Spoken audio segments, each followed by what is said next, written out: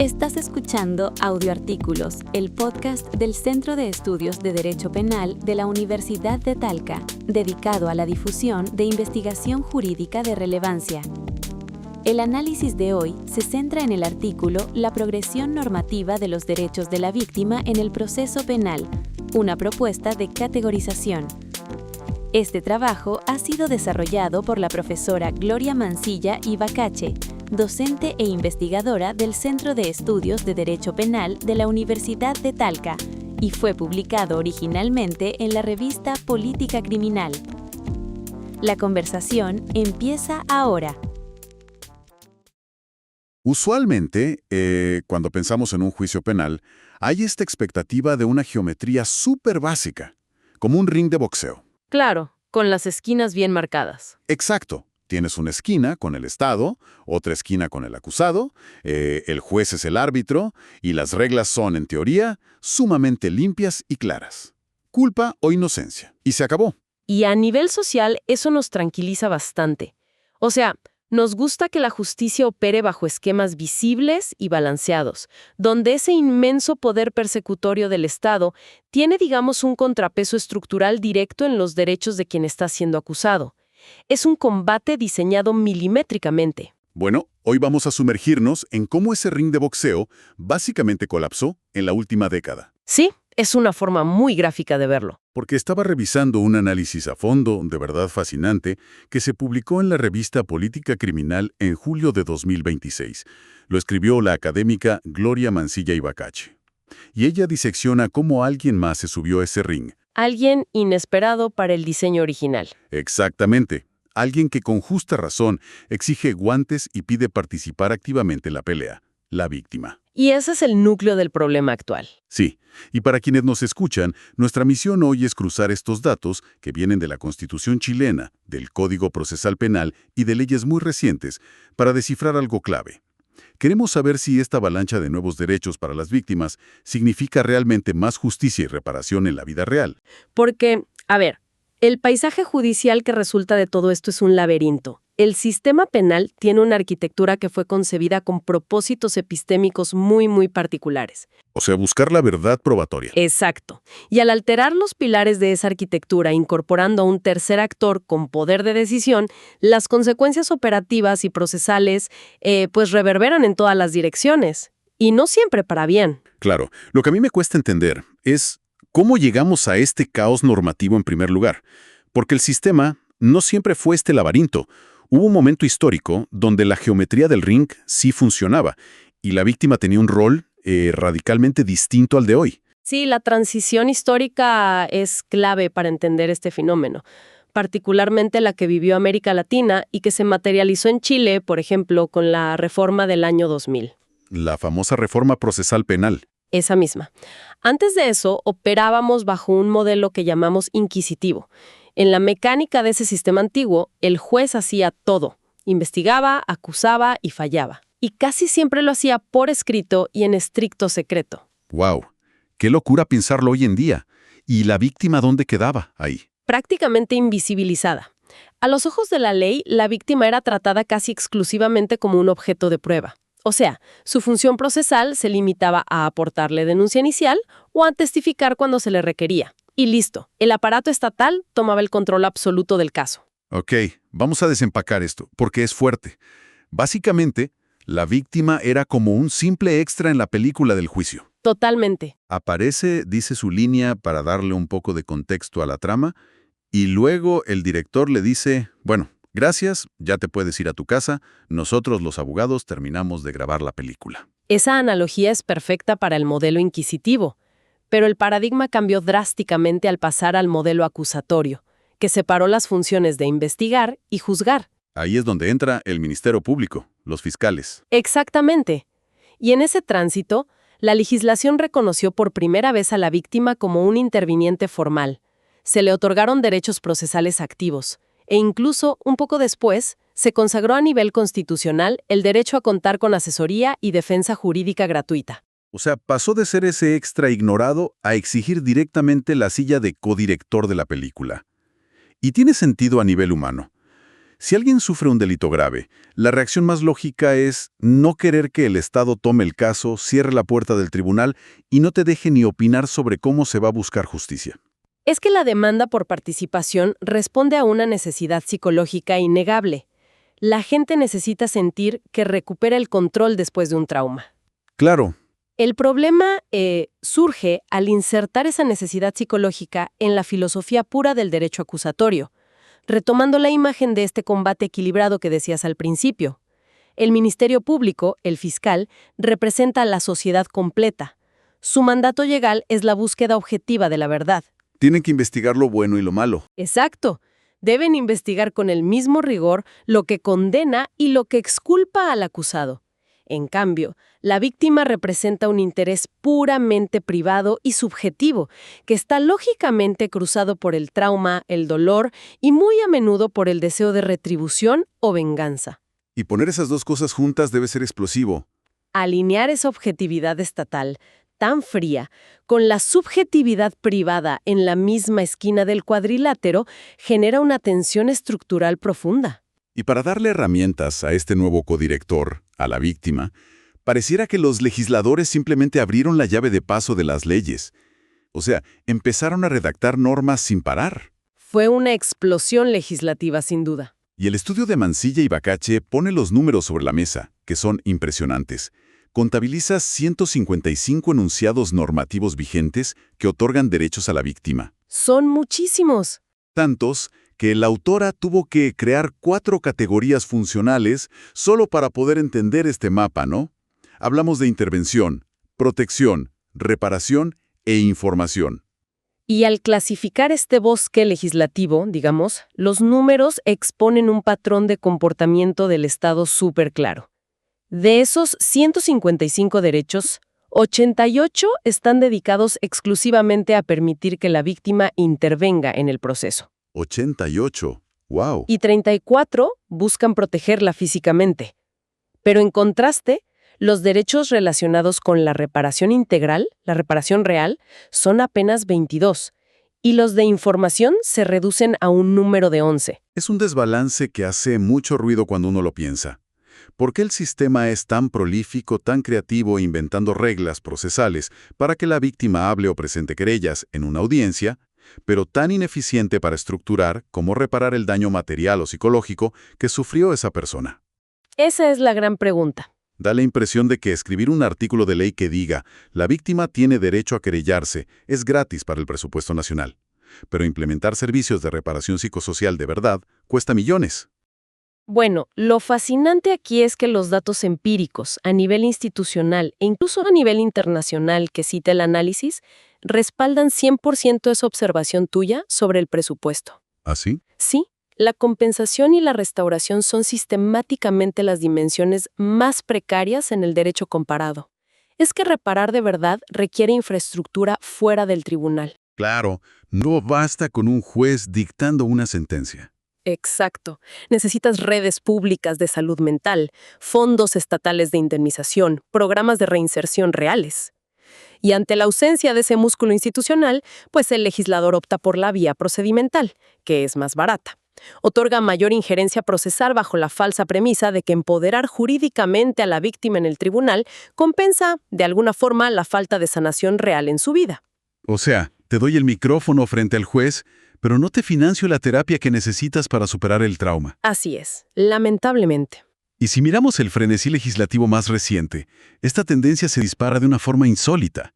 El artículo documenta algo que llama el boom de la vulnerabilidad y se enfoca en leyes súper específicas, como la Ley 21.523 del 2022. La conocida como Ley Antonia. Esa la que busca evitar la revictimización en delitos sexuales.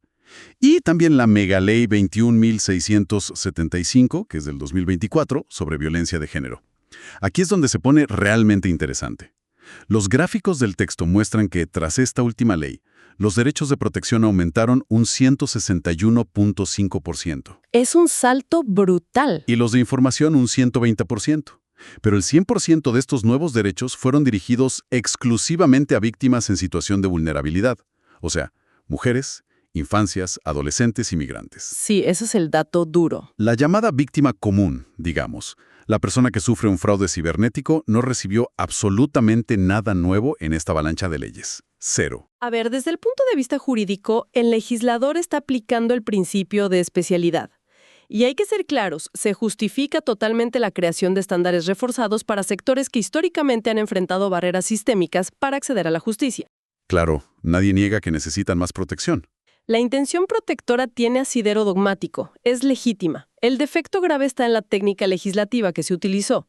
Al legislar respondiendo constantemente a contingencias, muchas veces impulsadas por la presión mediática de casos de alta connotación pública, se van generando capas sobre capas de normas muy dispersas. Como ir poniendo parches. Exacto. El artículo describe esto como una hipertrofia del sistema normativo. El Estatuto General pierde coherencia porque las reglas procesales cambian drásticamente dependiendo de la categoría específica en la que encaje el afectado. Es como si a un auto de hace 20 años le empieces a instalar motores adicionales, turbos y luces LED porque sientes que le falta velocidad en las subidas, pero nunca te detienes a rediseñar el chasis ni a mejorar los frenos. Y el chasis no soporta ese peso. En algún momento el vehículo se va a despedazar en la carretera. Y esto conecta con el concepto más devastador que plantea el texto, que me dejó pensando muchísimo, la sobreregulación simbólica. Ese es el corazón de la crítica de la autora. Porque claro, ese aumento del 161% en medidas de protección suena increíble, se lee maravilloso en el papel. Pero es como llegar a un restaurante, que te pasen un menú de lujo con 100 platos deliciosos y al momento de intentar pedir tu comida, el mesero te dice que no hay ingredientes en la cocina. Es un espejismo legal. Esto plantea una pregunta importante. Ese cortocircuito institucional entre lo que dice el papel y la operatividad real queda expuesto empíricamente en el estudio de una forma alarmante. Se promulgan leyes para satisfacer una demanda social de protección que es urgente, pero se hace omitiendo el análisis de viabilidad técnica y financiera. Se legisla para la televisión, casi. Se crea el derecho de manera formal, sí, pero sin garantizar los mecanismos materiales del Estado para poder ejercerlo. Y el texto utiliza un ejemplo paradigmático, lapidario diría yo, para ilustrar esta falla. La sesión de la Corte Suprema del año 2022. Ah, sí. Hablemos de cómo falló eso en la vida real.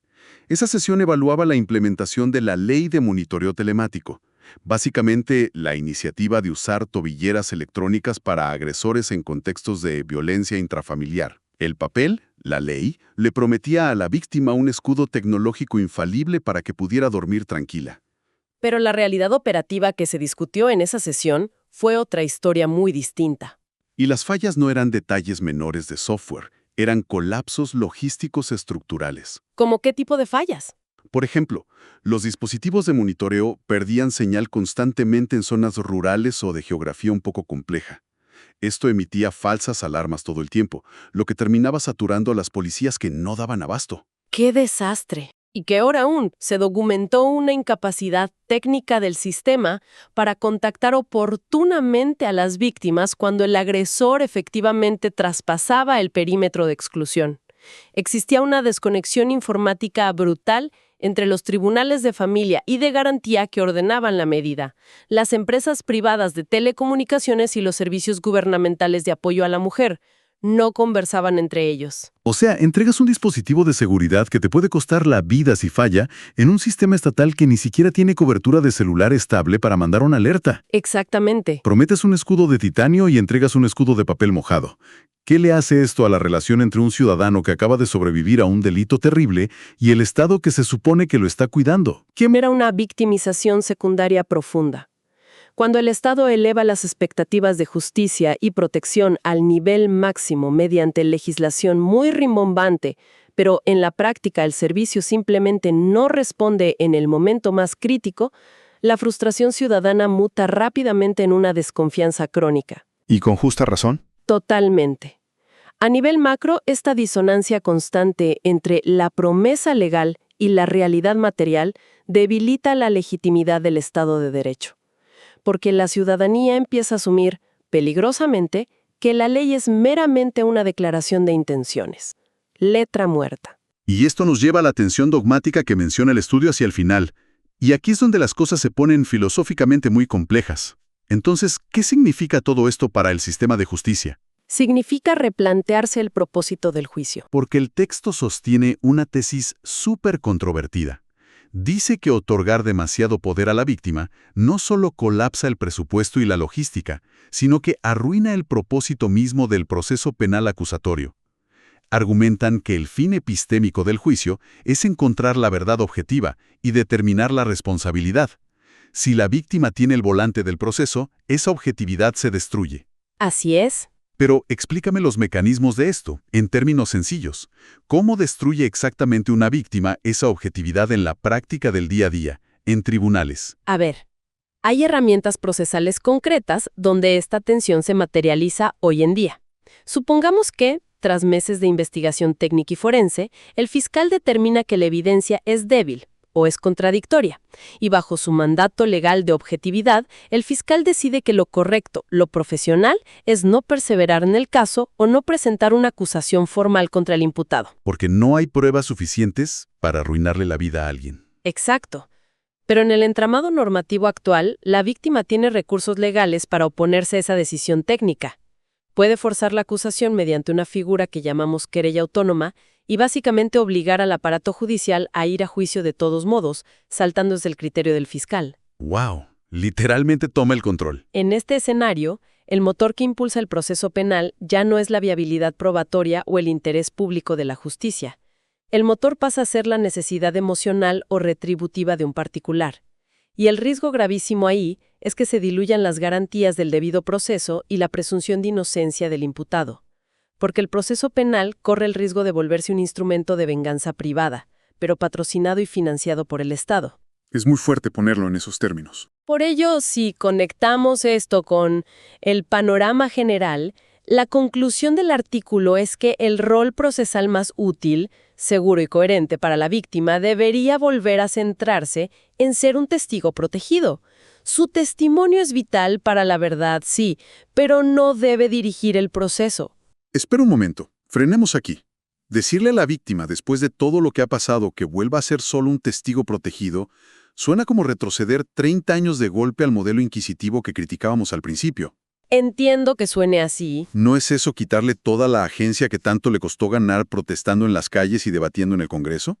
Si el Estado fue totalmente incapaz de defenderla del delito en primer lugar, ¿cómo evitas que la víctima se sienta utilizada de nuevo por un sistema judicial que solo la llama para sacar la información en el estrado y luego le cierra la puerta en la cara? A ver, entiendo perfectamente la reticencia. Es una lectura supernatural percibir esta propuesta como un retroceso doloroso en derechos civiles. Pero el punto central de la tesis de Mansilla y Bacache es que debemos distinguir la naturaleza de las instituciones. Ok, ¿a qué te refieres? Un tribunal penal es un mecanismo estatal diseñado exclusivamente para procesar evidencia y ejercer el monopolio de la fuerza estatal para castigar a un culpable indubitable. No es, ni estructuralmente puede ser, un centro de terapia o de contención emocional integral. Ya veo hacia dónde vas. Si permitimos que el trauma y el dolor de la víctima dicten el ritmo, los recursos y las decisiones del juicio procesal, el riesgo de condenar a personas inocentes o de torcer la ley por pura presión emocional se dispara inmensamente. Proteger el testimonio de la víctima y brindarle un resguardo psíquico robusto no es utilizarla. Es blindar el proceso para que la carga de buscar la verdad histórica no recaiga, de forma injusta, sobre la estabilidad emocional de alguien que ya sufrió un daño inmenso. Vale, ahora entiendo el fondo del argumento. No puedes tener un árbitro imparcial si uno de los boxeadores está dictando las reglas de la pelea basándose en cuánto le duele el golpe que acaba de recibir. El juicio simplemente se rompe. El llamado profundo de este análisis es a la racionalización urgente del sistema. El fin epistémico, que es llegar a la verdad objetiva, para aplicar un castigo estatal legítimo, debe mantenerse como el eje central indiscutible. La proliferación de estas normativas simbólicas, que prometen tanta injerencia procesal solo para apaciguar demandas sociales y mediáticas, termina desnaturalizando esa función primaria del derecho penal. Básicamente, sumar más y más páginas en el Código Procesal no equivale mágicamente a más justicia real. Para nada. Estamos frente a un entramado institucional que promete, a través de decenas de artículos legales y discursos políticos, reparar vidas destruidas e informar a la víctima de cada pequeño movimiento judicial, pero que en las calles apenas logra sostener medidas básicas de seguridad. Y a menudo con fallas logísticas dramáticas como lo que ocurrió con el monitoreo telemático que nos contabas. Por eso, reducir la dispersión de este marco normativo es un imperativo categórico hoy en día. Las leyes que se promulguen de ahora en adelante deben ir amarradas obligatoriamente a un presupuesto real y cuantificable para infraestructura, tecnología y personal capacitado. Se necesita dejar de poner estos pequeños parches procesales sobre un chasis institucional que, francamente, requiere una cirugía de diseño profundo. Sabes, todo este análisis detallado me deja dando vueltas a una idea que va un poco más allá, sobre el diseño mismo del Estado. Viendo cómo el sistema penal está sudando la gota gorda, abrumado y colapsando por intentar equilibrar dos cosas que en el fondo parecen casi incompatibles. ¿Cuáles dos cosas? Por un lado, la búsqueda fría, rigurosa y matemática de la verdad procesal, y por otro, la necesidad humana, que es súper cálida, urgente y caótica, de sanación y empoderamiento de la víctima. Me pregunto si le estamos pidiendo peras al olmo. Si quizás el futuro no consiste en seguir forzando ambas cosas en el mismo lugar. ¿Te refieres a un diseño donde el proceso acusatorio se libere por fin de esa enorme carga reparatoria que hoy claramente no puede sostener? Exactamente. En lugar de intentar meter con calzador más derechos de intervención dentro de un tribunal penal ordinario, quizás deberíamos desvincularlo por completo. Crear un sistema estatal paralelo.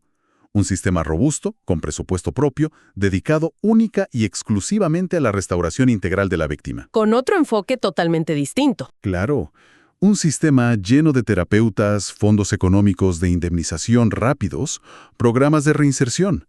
Un espacio donde la víctima sea la dueña absoluta de su propio proceso de sanación, dejando así a los jueces penales tranquilos en su ring original, enfocados solo en los hechos probados, en respetar la presunción de inocencia y en aplicar el castigo cuando corresponda. Es una visión provocadora, pero que resolvería muchísimas de estas tensiones estructurales. Al final del día, ese tercer actor que saltó al ring de boxeo no quería pelear por pelear. Solo buscaba que alguien le curara las heridas. Y tal vez, el ring del derecho penal nunca fue el lugar adecuado para abrir un botiquín. Para quienes nos escuchan hoy, la próxima vez que vean un titular en las noticias sobre una nueva ley que promete revolucionar los derechos de las víctimas, ya saben qué pregunta hacerse. ¿Esto viene con presupuesto real y tecnología para funcionar? ¿O es solo un menú hermoso en un restaurante que no tiene cocina? Ha sido una charla increíble. Gracias por acompañarnos en esta inmersión profunda. Hasta la próxima.